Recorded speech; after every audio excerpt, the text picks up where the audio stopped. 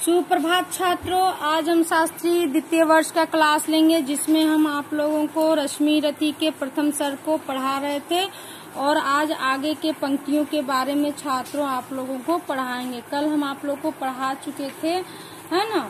आगे उसके आगे के पंक्तियों को पढ़ाएंगे, उसके शब्दार्थ को पढ़ाएंगे, फिर इसके अर्थ को भी आप लोगों को बताएंगे छात्रों। ठीक है, देखते हैं पहले काव्य पंक्तियों को देखते हैं। नहीं फूलते कुसुम पात्र राजाओं के उपवन में, अमित बार खिलते वे पूर्व से दूर कुंज कानन में। समझे कौन रहस्य प्रकृति का बड़ा अनोखा हाल, गुदड़ी में रखती चुन चुन कर बड़े कीमती लाल, है ना। इसके शब्दार्थ के बारे में छात्रों देखेंगे पहले हम कि इन शब्दों के अर्थ कौन कौन से हैं। तो पहला है कुसुम। कुसुम का अर्थ होता है फूल। पात्र, पात्र का अर्थ होता है बर्तन, पानी पीने का बर्तन। और इसका जब हम विशेषण बनाएंगे देखेंगे तो इसकी अर्थ होता है जिसे योग्यता के कारण चुना जा सके। ठीक है। उपवन का अर्थ होता है छोटा जंगल या बाग बगीचा। अमित का अर्थ होता है बेहद, अत्यधिक। कुंज कानन का अर्थ होता है छात्रों झाड़ियों या लताओं आदि से आच्छादित संकीर्ण पथ या पगडंडी। रहस्य का अर्थ होता है गुप्त बात, मर्म, राज या छिपाकर किया जाने वाला बात। गुदड़ी का अर्थ होता है फटे पुराने कपड़े को जोड़कर बनाया हुआ वस्त्र जो छिपाने या ओढ़ने में काम आता है। या गुदड़ी का अर्थ हम उसको भी लगाते हैं छात्रों जो गरीब परिवार का कोई बच्चा बहुत आगे निकल जाता है, बहुत बड़ा आदमी बन जाता है, तो उसके अर्थ में भी हम गुदड़ी का प्रयोग करते हैं। ठीक है छात्रों, हम आगे के इसके अर्थ के बारे में जानेंगे। ठीक है। तो रामधारी सिंह दिनकर ने इस खंड काव्य में रश्मि रति के प्रथम सर्ग में कर्ण के चरित्र के बारे में हमें बताने की कोशिश की है कि किस प्रकार का वो व्यक्ति था, लेकिन लोगों ने उसके व्यक्तित्व को समझ नहीं पाया छात्रों। ठीक है। तो कभी आगे कहते हैं कि कर्ण जैसे फूल कभी भी राजाओं के छोटे से बाग में नहीं खिल सकते। कवि का कहना था कि जो उन्होंने कर्ण के व्यक्तित्व को पहचाना और पहचान कर उसको उसकी योग्यता को पहचाना और पहचानने के बाद लोगों के सामने ये बताने की कोशिश करते हैं कि इस तरह के जो व्यक्तित्व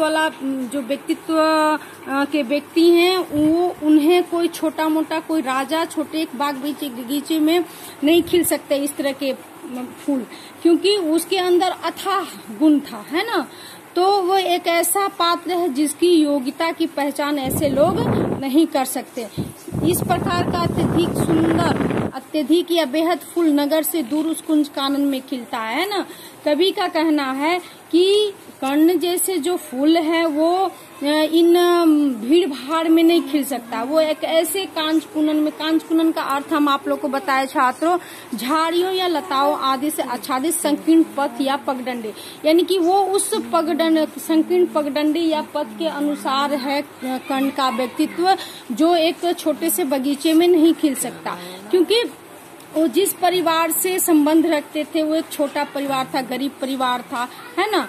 और वहाँ का उनका व्यक्तित्व उसके अंदर एक ऐसा व्यक्तित्व था जो हर कोई उसे पहचान नहीं सकता था छात्रों, है ना। कभी आगे कहते हैं कि ऐसे व्यक्तित्व जो है वो क्या है, इसके रहस्य को, कर्ण जैसे व्यक्तित्व के रहस्य को कोई नहीं जान पाया है ना। और ये एक प्रकृति का ऐसा दिया हुआ एक तरह का कहिए मतलब देन है कि ये प्रकृति की ही देन है ना, ईश्वर की देन है ना, जो जिसे कोई नहीं समझ पाया छात्रों। ठीक है।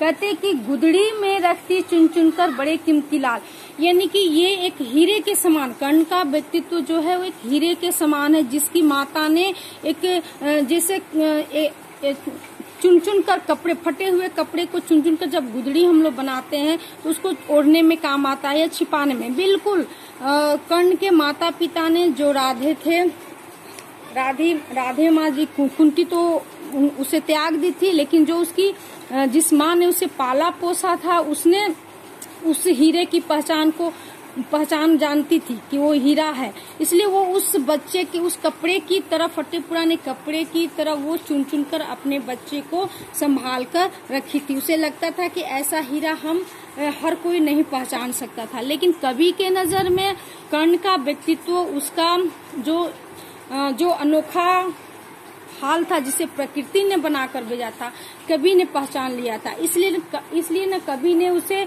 सबों के जितने भी महाभारत के पात्र हैं उनमें कर्ण के व्यक्तित्व को पहचानते हुए उसको एक हीरे के समान बताया है, जिसकी पहचान हर कोई नहीं कर सकता है छात्रों। ठीक है, तो हम इसके आगे के पंक्तियों को, आगे के काव्य को अगले क्लास में देखेंगे छात्रों। ठीक है, धन्यवाद।